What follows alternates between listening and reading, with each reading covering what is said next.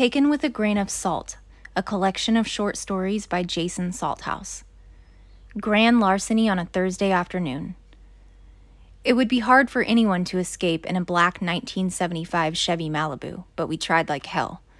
I had decided it was time to up the game a bit with thievery, but I was far too impulsive and not nearly thoughtful enough yet to commit any real crime. I was young. I got started running the streets at an age when most kids start learning who they are. I outgrew video games, after-school cartoons, and all the other things designed to keep you in the house, safe and out of the sewers, and far away from the life I was running towards, head first, as fast as I could. When you end up handcuffed in the back of a police cruiser, it all comes to a head. It wasn't the first time, and it wouldn't be the last, but this was the most serious time of them all so far. Grand larceny. No talking myself out of this one. My friend, who had elected to drive, was in the clear. They tried every way to take her with me, but I was able to sweet-talk the nice police officers and assured them she had no idea of my intentions. I lied to them and told them I lied to her. She was crazy, but didn't deserve to be in trouble for my poor decision-making. All the details of the drive, the booking, and the questioning, and all the mundane clerical parts are a total blank. I just can't remember any of that stuff. I do remember Puff Daddy being big that year. He had redone that Sting song, I'll Be Missing You. That music video was on repeat on the TV in the main room. You could hear it plain as day, almost too loud. That annoying volume where you can barely hear yourself think. I've never been a fan of that tune, and if I'm being honest, Puff Daddy made it worse. Moving forward. Although you could definitely hear it, it was difficult to see the TV from the small windows we had in our cell doors. You had to smash the side of your face on the glass and kind of fine-tune the angle by rolling your face around until your eyes could adjust just to get a glimpse. Earlier than I was used to is the time we woke up. You cleaned your cell while you waited for them to bring a small box of cereal, a styrofoam bowl, plastic spoon, and one of those little lunchroom milk cartons. Barely enough for the meal, and forget about having any left over to wash it down. School was next. That was not fun.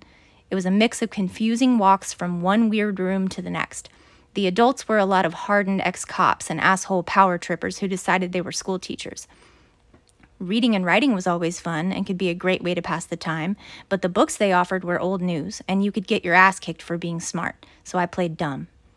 I had long blonde hair and blue eyes, and as tough as I pretended to be, I was out of my element. Basketball was a favorite after-school activity, but I wasn't allowed to participate because of gang affiliations, and certainly because they could see it was not going to be a good time for anyone with me on a team, so I observed. Good news, though. If you didn't start a fight, throw any gang signs, and if nobody popped off to a staff member during recess, we got a candy bar and a few minutes of free time to wander around the main room where you could sit and watch the TV without the risk of smashing an eye socket shut. That's when I met the birthday boy. He was a true gangbanger. He was a blood in a sea of Crips, West Side Avenue Piru to be exact. He had shot someone this time and was about to have his 18th birthday on a bus, heading to federal prison with a laundry list of bad ideas and a poisoned attitude. We were nothing alike, but neither of us had anyone else to talk to. Between me trying to stay out of people's way and him trying to tread water in an ocean of sharks, we talked. Not friends, just an acquaintance-type kinship that you make as you walk through a hallway together, standing in slow-moving lines, or linger in the break room a little too long trying to catch that last little bit of information. Kind of like in Fight Club, how he calls it single-serving friends, but for weeks on end. In between all the fun of school and meals and cleaning your cell and being made to shower in a room full of other people watching you the whole time, after the hours of fun playing basketball and the wonderful music we had to enjoy, I had decided I wanted to be out of this place. I had been in trouble once already for throwing gang signs, which was actually me learning and practicing them with my new friend. We didn't get a candy bar that day. Nobody was happy. The judge wasn't happy. I saw how easy it would be to get lost in that world. The next week or so is a blur. I just put my head down and tried to think about nothing but being out again. During that time, my new friend had his birthday. First thing that morning, before they even turned the main room lights on, before the staff started yelling to wake us up or bang that stick on the doors as they make the rounds, they came and got him. Quiet mutterings and jingles from the handcuffs, shackles, and chains is all you could really hear. As he was walked out of the main room, a few early risers stared at him as they stood in their doorways trying to wake up. A small look my way and a head nod was the last I ever saw of him. Did he ever make it out? Did he die in there? I didn't even know his name. Eventually, my time was up.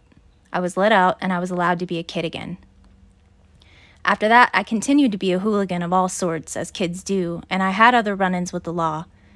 Nothing that offensive, though. Grand larceny is a felony offense, but because I was so young, and the law at that time allowed a felony charge to fall off at the age of 18, it ended up being a brush under the rug, as they say. I went back to my life as a teenager, and I've been lucky to stay out of real trouble throughout my life since that time. All in all, I'm glad my friend didn't lose her car. I'm glad I was able to use my words and wits and keep her out of any trouble, and it's weird to say, I'm glad I had the experience. It all could have been a totally different story. Meeting that kid at such an early age, who was on his way to a place where they make the bad guys mean, kept me from getting too big for my britches. That look on his face as he was turning 18 and becoming a man has been a constant reminder that we all get caught at some point if we don't make better choices. Although this wasn't a TV show or an after-school program, I was scared straight, just like the program intended. What was it called? The Berry House, Juvenile Hall, Juvie, Lockup, Baby Jail. Any of those names fit, but the lifestyle just didn't.